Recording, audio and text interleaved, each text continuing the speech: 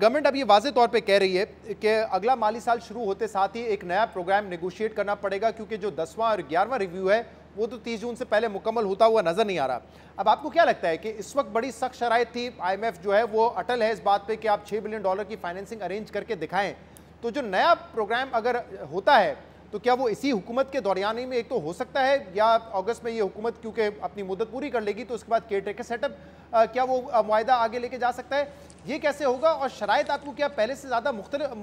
سخت نظر آ رہی ہیں؟ اب دیکھیں، ایک تو یہ کہ یہ بات تو سب طے تھی کہ یہ پروگرام مکمل ہو، چاہے وہ 12 ریویوز ہو جائیں یا 9 ریویوز ہوں، یہ پروگرام مکمل ہوگا تو اس کے بعد بیک ٹو بیک ہم کو نئے پروگرام میں جانا پڑے گا، کیونکہ ہمارے ریزرو جو ہیں وہ مطلب 5-6 بلین تک ہوں گے یہ پروگرام مکمل ہونے کے بعد۔ تو اس میں تو کوئی ڈاؤٹ ہی نہیں ہے کہ دوسرے پروگرام میں جانا تھا اور یہ سب کو پتہ تھی، اور اگر کوئی بول رہا تھا کہ نہیں جائیں گے تو وہ خام خیالی تھی۔ دوسری بات یہ کہ ہمارے پاس کوئی آپشن بی ہو نہیں سکتا ہے، I M F is the option, last option. تو لاسٹ آپشن کے بعد کوئی ایک لاسٹ پلس لاسٹ تو نہیں ہوتا نا، تو I M F is the last option. اس کو لینڈر آف لاسٹ ریزورٹ بولتے ہیں کہ جب آپ کو کوئی اور پیسے نہیں دے رہا ہوتا جب آپ آئی ایم ایف کے پاس جاتے ہیں، تو اس کے بعد تو کوئی اور چیز نہیں ہوتی نا، تو یہ کوئی اس کے بعد کوئی آپشن بی یا پلان بی کوئی چیز نہیں تھا۔ یہ بات جو کرتے ہیں وہ میرے خیال سے غلط بات ہوتی ہے۔ تو اب جب آپ بات کر رہے ہیں کہ اب کیا ہو سکتا ہے، اگر نواں ریویو پاس ہو جاتا ہے، اگر نواں ریویو جائزہ مکمل ہو جاتا ہے تو اس کے بعد تھوڑی سی ہماری، کیونکہ یہ بجٹ جو ہے اس کا مطلب ہے کہ in line with the I M F expectations ہوگا، تو اگلا پروگرام کرنا بھی آسان ہو جائے گا۔ اور اس کے بعد دیکھ پروگرام میں آئی ایم ایف کتنا فرنٹ لوڈڈ پروگرام کرتا ہے، کہاں تک لے کے جانا پڑتا ہے آئی ایم ایف کو، کیا ڈیپ سیٹڈ ریفارمز کی بات کرتا ہے، تو اتنا آسان تو نہیں ہوگا اگلے پروگرام میں، کیونکہ فسکل کنسولیڈیشن تو کافی کی گئی ہے اس پروگرام میں بھی، لیکن کوئی بھی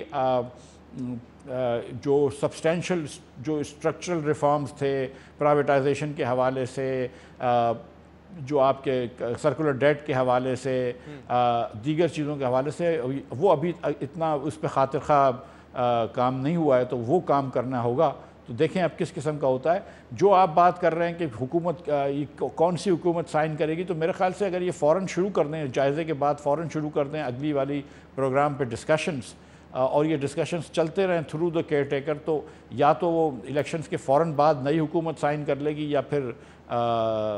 میرے خیال سے وہی ہوگا کہ نئی حکومت آتے ساتھ ہی فوراً سائن کر لے گی پھر۔ صحیح۔ اور اگر کیئر ٹیکر سیٹ اپ ہوتا ہے، کیا آئی ایم ایف اس سے بھی ڈیل کر سکتا ہے؟ دیکھیے، کرنے کو تو آئی ایم ایف کر سکتا ہے، کہیں پر یہ نہیں لکھا ہوا، اور عموماً تو کہیں دنیا میں کیئر ٹیکر نہیں ہوتی، ہمارے یہاں ہی ہوتی ہے، ورنہ تو وہ جو ایگزسٹنگ حکومت ہوتی ہے وہی الیکشنز کرواتی ہے۔ یہ تو ہمارے آئین کا ایک وہ ہے، ہندوستان، برطانیہ وغیرہ میں تو ایگزسٹنگ حکومت ہی کرواتی ہے۔ لیکن کیونکہ اب یہ حکومت چلے جائے گی، یہ کیئر ٹیکر آئے گی، تو آئی ایم ایف کیا اس سے یہ بات کرے گا، کیونکہ وہ 3 سال کا معاہدہ ہوگا، اور اگلی حکومت کتنے عرصے کے لیے آتی ہے، 1 سال کا بھی معاہدہ ہو تو اگلی حکومت کیئر ٹیکر 2-3 مہینے کے لیے ہوگی، تو وہ یہ چاہیں گے کہ جس حکومت کے پاس مینڈیٹ ہو، نیا مینڈیٹ لے کے آئے، اس حکومت سے سائن کریں تو وہ بہتر ہوگا۔